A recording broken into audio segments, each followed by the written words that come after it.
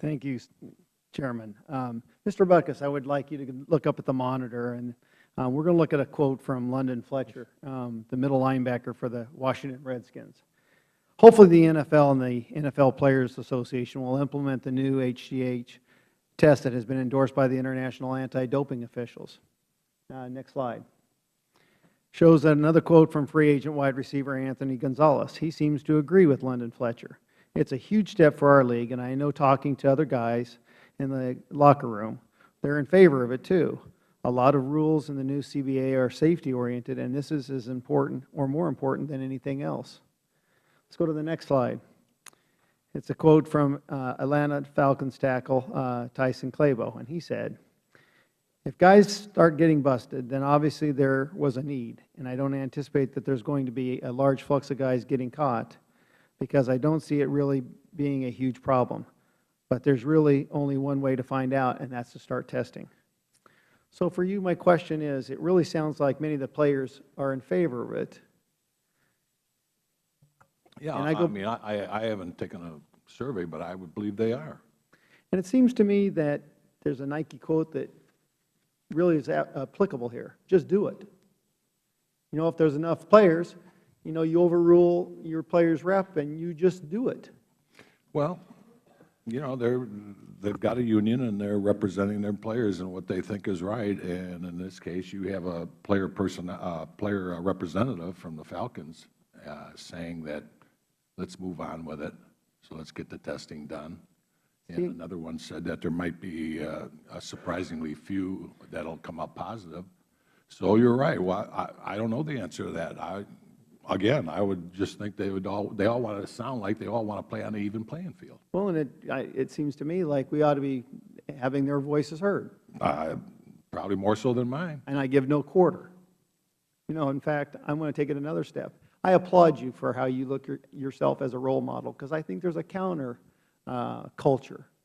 And I think it exemplified in a comment that came from Charles Barkley in regards to his aspect as a role model versus Karl Malone. And the dialogue was very intense, but so articulate. You know, I disagree with a lot of pro ball players.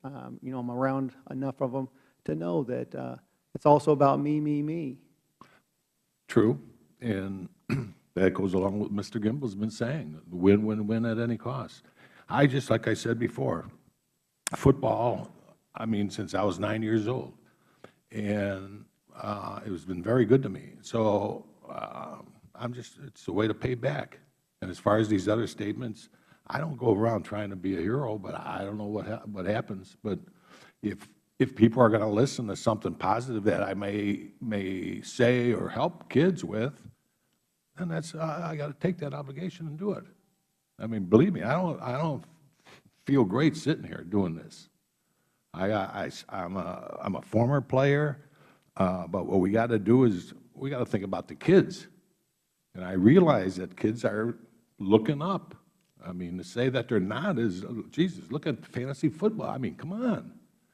What other event in the world stops besides something tragic than the Super Bowl? Come on. I agree. You know? So it's, I don't know. I'm just doing my little part. I appreciate what you're saying. And I would appreciate a lot more of the NFL players to take notice and pick up that role of leadership and personal accountability and personal responsibility to that role. I got one more question to Dr. Tabek and Dr. Bowers. Have we seen any other studies that kids that do HGH and some of these other enhancement drugs, are they much more prone to be doing illicit other drugs? So, unfortunately, there are very few studies that speak to HGH per se amongst the young. But anecdotally, one-off case reports, there is report of poly use, particularly with anabolic steroid.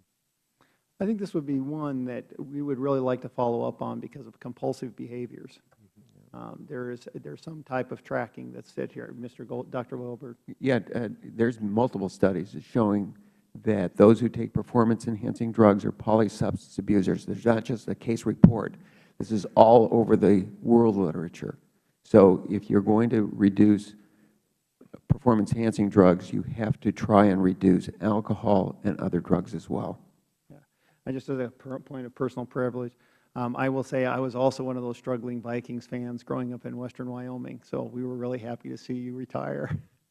But thank you very much for the way you played and the way you hold your head very, very high. We appreciate that. Thank you.